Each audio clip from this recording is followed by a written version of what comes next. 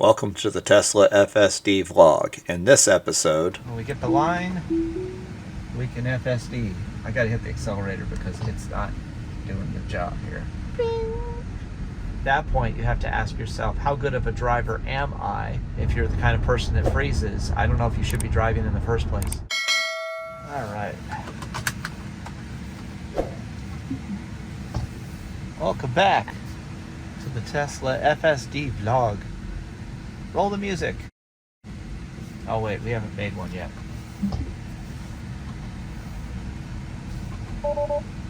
Waiting for the line. When we get the line, we can FSD. I think they should have a sign that you stick in the window, that like the old baby on board signs that says FSD driving, help. Oh geez, really? It like jerked it to the left right when that guy was there. Come on, let's go. I gotta hit the accelerator because it's not doing the job here. Oh my God.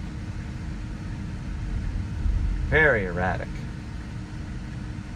You know what's interesting is the nice thing is that it's erratic when nobody's around. Like when it doesn't hit anybody.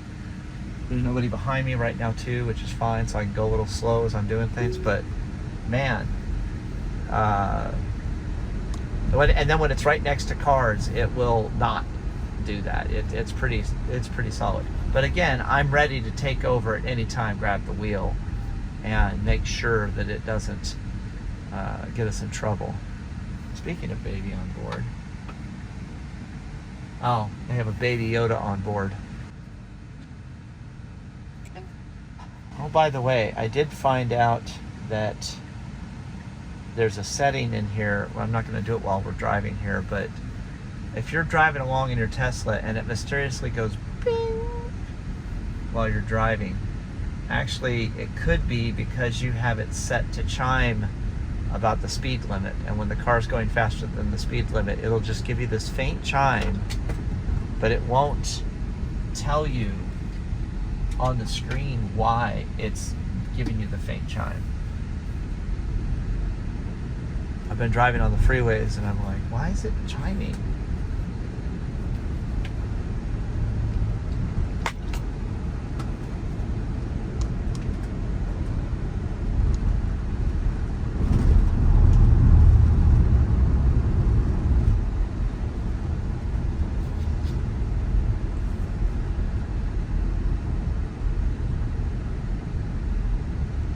You know, I had somebody ask me if I felt like it's been kind of erratic on this sometimes.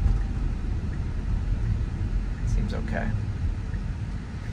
I had somebody ask me once, what is the psychological change that I'm going through because of FSD in my life, because I use it everywhere I go. And I do notice after not having it for a couple of weeks that I definitely missed it. I definitely wanted it. I felt a little more anxiety when I was driving than using it. And you know, people might say, and you could say this in the comments all you want, or you know, give me your feedback and stuff. But I'd say that I have less anxiety with FSD since I understand FSD. Think about the anxiety. A lot of people say, well, I don't want to use full self-driving because I want to be in control. I want to be in control. You are in control. I have the brake, steering wheel, and gas, just like a normal car. It's just the car makes some guesses as to what it should do, and if the guess is wrong, I can correct it. Kind of like cruise control. Cruise control, you set it at 75 miles an hour. If the car in front of you slows down, you hit the brakes. You don't have to do what it says, but I would say though that while as far as a quality of driving, I would give it a C+ rating. Like right now, it's slowing down for a green light, and I have to hit the accelerator because the guy behind me is going to be like, "What the hell is wrong with this guy?" And again, we're like going really slow, and now we're picking it up a little bit. Maybe that guy coming into my lane caused the car to slow down. Again, you guys can watch the video and give me comments below and timestamps as to what your opinions are about things as well. So the anxiety, right? Well, I liken the anxiety of using FSD to what happens when you have somebody that's never been roller skating, or ice skating, or skateboarding, or bicycling. There's a lot of anxiety when you first get on that bike and you first start learning how to ride it, or first time you put on the roller skates and you fall on your butt a few times. And what do you do when you fall on your butt? You put your hands down and try to lessen the damage that you can get. You know, break your wrist, but potentially breaking your wrist, but still you have some control over trying to protect yourself and others, etc. Skiing, there's a lot of anxiety the first time you go snow skiing. A lot of anxiety the first time you go water skiing, because if you do it wrong, you get a nostril full of water. So FSD isn't much different. There's going to be anxiety with it. You're going to have anxiety of letting this car do the decisions. But I would say it's like every other piece of technology that we ever use, bicycles, skateboards, you know, whatever. It's just that now you're talking about a 5,000-pound piece of metal going down the road, and it's making decisions that could affect other people's lives pretty drastically, or it could affect you pretty drastically. So at that point, you have to ask yourself, how good of a driver am I? Am I the kind of person that freezes when something goes wrong and I wait for it to end before I unfreeze, like the people that crash through the convenience store and go through the convenience store, as opposed to the second their car hops up on the curb, I'm on the gas, I need to hit the brake. Nothing wrong with those kind of people, but you have to kind of know who you are.